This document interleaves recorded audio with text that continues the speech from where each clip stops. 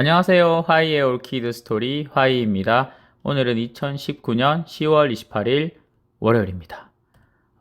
오늘은 난초들의 겨울 준비 첫 번째 이야기로 우선 실내로 언제 들여야 되는지에 대한 이야기를 하고 싶습니다. 난초를 실내에 들이는 시기는 사실 난초마다 다 달라요.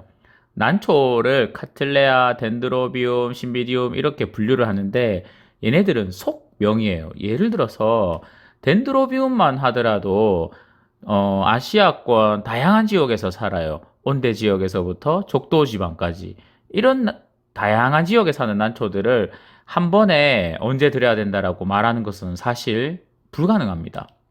그러나 난초별로 대략적으로 예를 들어서 사는 지역에 따라서 그 지역의 날씨를 보고 들여야 되는 게 정해졌다기보다 좀 알 수는 있어요. 예를 들어서 적도 고산 지역에 사는 난초, 구스버트손이라든가 이런 난초들은 연중 춥지도 않고 덥지도 않은 상당히 항온된 온도에서 살아요. 습도가 높고.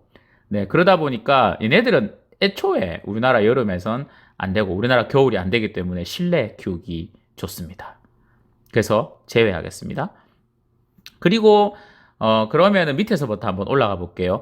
열대지대에는 호접란이라든가 열대 반다들이 살아가요. 팔레놉시스가 호접란인데 얘네들은 최저 생육 온도가 호접란이랑 반다마다 다 달라요. 그러나 대략 우리가 말하는 호접란들은 18도 이상의 생육 온도를 가집니다. 그렇다고 18도 이하라고 해서 죽는 건 아닌데, 네, 제대로 못 살겠죠.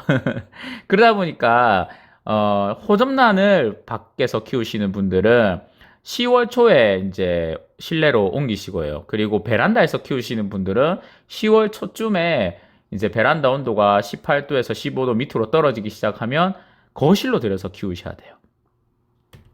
그 다음으로는 아열대의 저지대 난초입니다. 아열대라고 하면 우리가 생각하는 동남아시아인데 그곳의 저지대, 뭐 정글이라든가 아니면 해안가라든가 그쪽 난초들이에요.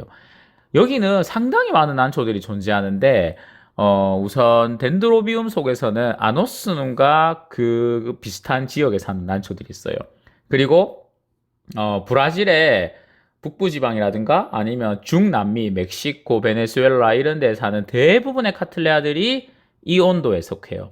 그리고 온시디움도 중남미의 난초이기 때문에 이런 난초들은 대부분 생육 온도를 15도 정도를 가져요.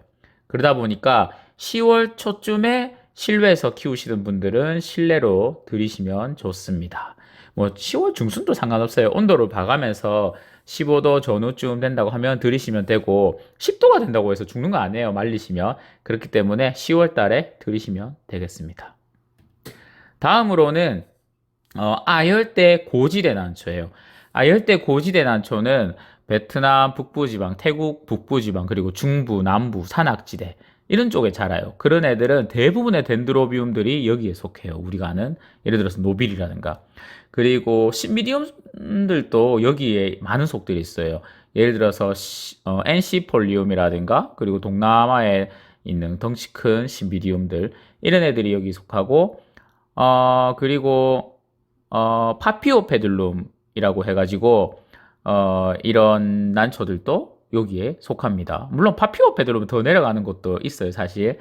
그러나 생육 온도가 대충 한 7도쯤 되기 때문에 10월 말에서 11월 초순에 실내로 들이시면 적절하고 고로 얘네들은 베란다에서 키우는 거는 가능하지만 최저 온도를 7도 정도로 유지하는 게 좋답니다.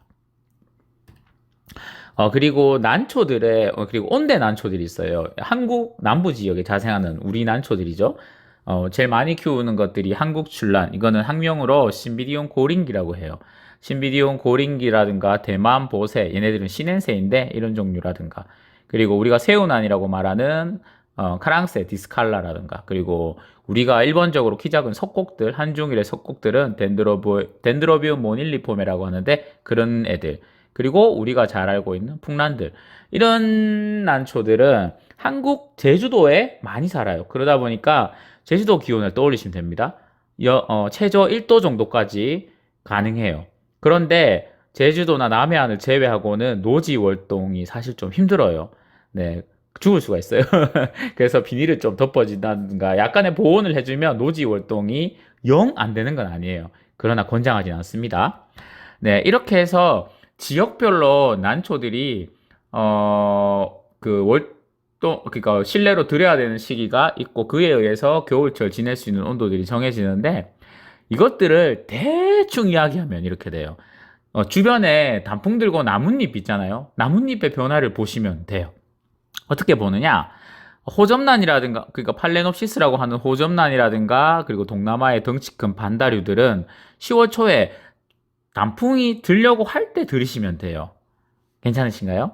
그 다음에 카틀레아라든가 온시디온 같은 브라질의 난초들, 중남미의 난초들은 단풍나무가 빨갛게 들면 들이시면 돼요. 네, 낙엽 지기 전에 들이시면 좋습니다. 그 다음에 은행나무가 단풍을 보면 제법 늦게 들어요. 은행나무는 단풍 들 때 보면 한창 두꺼운 이렇게 옷 입고 수능 직전에 은행나무가 이쁘게 들잖아요.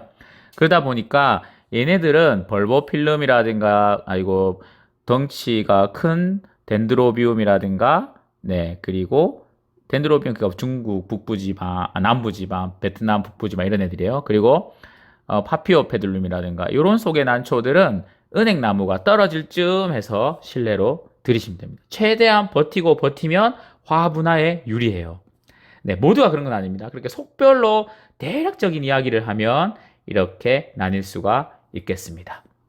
그렇게 해서 이제 안으로 들이셨으면 여러분들이 베란다에서 키우시는 장소에 위쪽과 아래쪽 여러 군데에 이제 온도계를 달면서 야간 온도가 몇 도쯤 되나 체크하면서 이제 골동을 하시면 됩니다.